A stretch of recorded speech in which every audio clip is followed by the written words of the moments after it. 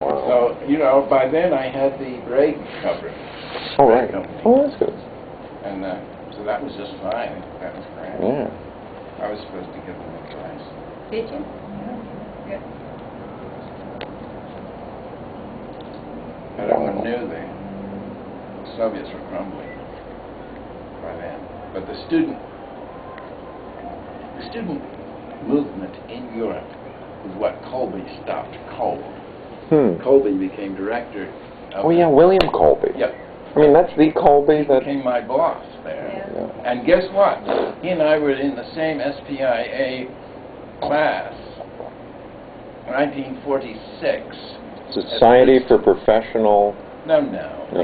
Woodrow Wilson School of Public and International Affairs. Oh, I see. SPIA. SPIA. We had a marvelous class.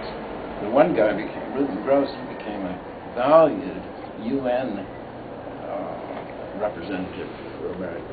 Oh, wow. And Bill Colby, of course, became the director of the CIA and popped up in Sweden running me, which was really a riot.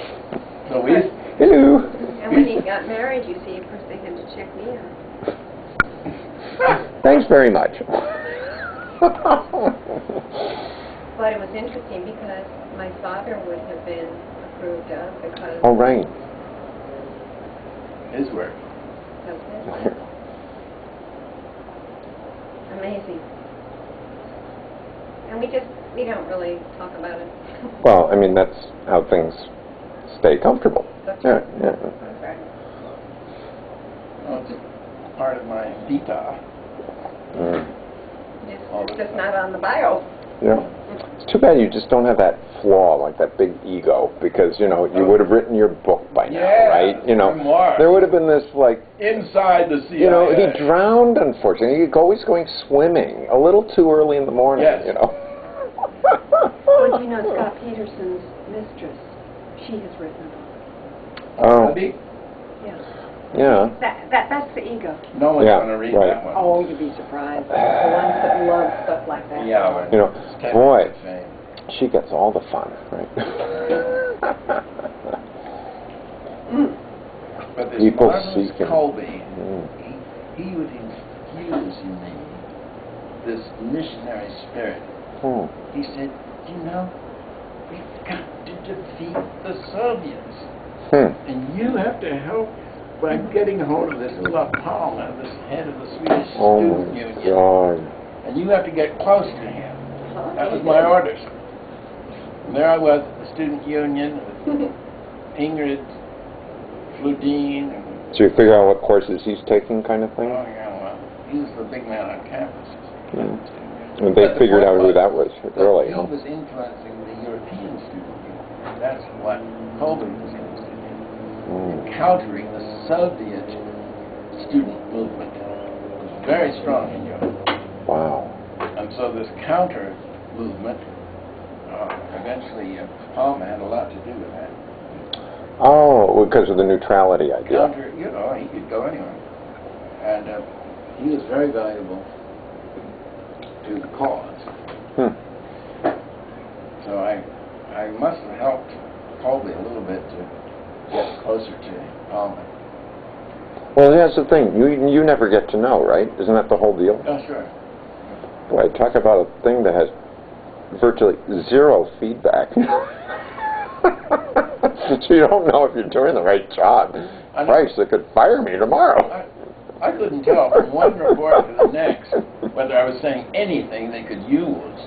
And So you I'd go figure on they and on. got it. I But go on for 2 or 3 pages of the stuff that I was being said, you know, and it wasn't any good. No visual feedback, or, you know, if you're on telephone, you could, yeah, that's enough. Yeah. You know, Flying Eagle or whatever. And then I met this guy Geddes, American guy, opera singer, studying there in Sweden, and he introduced me to his singing teacher, wonderful Elizabeth, and so I began taking voice lessons. Because you had to be consistent. You had to have a cover story, right? I was doing radio there, and I was radio. that's a good. broadcasting English once a week. Now, did you have to come up with your own cover, or did they Yes, I arrange did. it for you? No. They just say, when you're over there, you've got to figure out some way to stay there. Figure out. So I was constantly doing that. Well, so you didn't have like stipend or something? I mean, what do they do to keep you there? Well, they paid me a CIA salary that they kept in a hidden bank account in Maryland. And so when you needed to draw... They paid my taxes every year. Oh, clever. Under a name, Right. I don't know how they did that. Funny. It's very clever, but the CIA had arrangements with the IRS, and this is one of our men, so don't bother. Yeah. And so your parents must have been so confused. they wondered, what is he doing there? And finally, in '53, they took their only sea voyage Oh my goodness, on the that's right. Gripsol, Oh, Sister ship, Gripsol, right. and came over to see what I was doing. By then, I had wired all the nobility. I was going to parties everywhere. I met the Prince of Sweden. And, Oh, no well, the kidding. Swedish American Foundation there was taking good care of their students, making sure they went to parties and stuff. Right. And I was a member of the English Church in Stockholm. There's another good cover, right? Oh, that's great. Yeah. I sang in the choir.